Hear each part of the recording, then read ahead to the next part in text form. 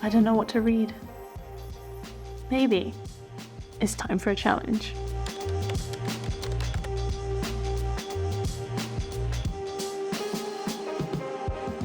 If you're anything like me, you probably have a massive pile of unread books. They're either on a digital TBR on Goodreads or something, or on a physical shelf like the one behind me.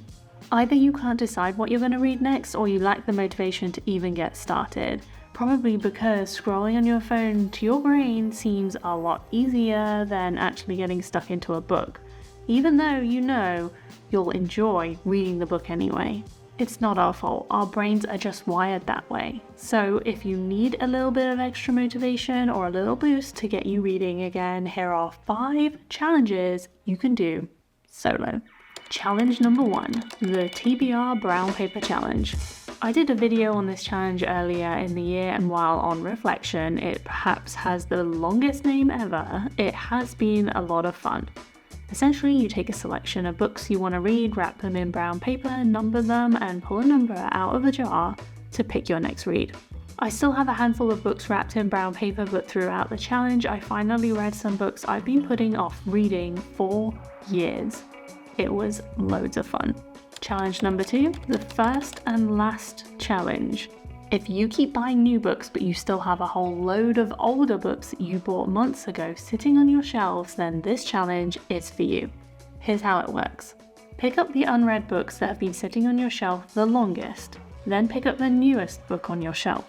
Read the oldest first, and once done, your reward is to read the newest. In reality, the reward is both the new and the old book, but this will help you get through those older books while subsequently enjoying the new releases too. Challenge number 3, the ranking challenge. This works similarly to the first and last challenge, but instead of picking your oldest and newest books, you're going to rearrange your bookshelves to rank your unread books based on how excited you are to read them. Then pick your most excited book and your least, and you guessed it, read your least excited book first, and your reward is your most excited book. You never know, you might find some gems that you just weren't excited for in the first place and now you love. Challenge number 4, friends and family's choice. This is a fun and potentially scary challenge. Instead of picking your own read next, have somebody else pick it for you. Take a photograph of your shelf or stack of books, send it to your friends and family, and then ask them to pick which book you'll read next. Send it to as many friends and family members as you want to, and then get stuck in. Challenge number 5, the book pairings challenge. This challenge is a little bit of fun and can be quite creative if you want to theme your reading a little.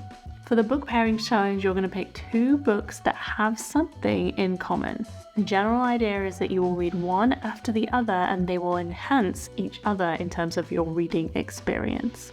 As an example, I might pick Stone Blind and Lore from my shelf. Stone Blind retells the story of Medusa. Lore is inspired by Greek mythology and has Medusa references throughout. They flow into one another nicely. You might pick 2 witchy books, perhaps one cozy and one unsettling, or 2 books by the same author. Whichever challenge you pick and however you decide to read, I hope you enjoy doing it. Thank you so much for watching, and I will see you next time.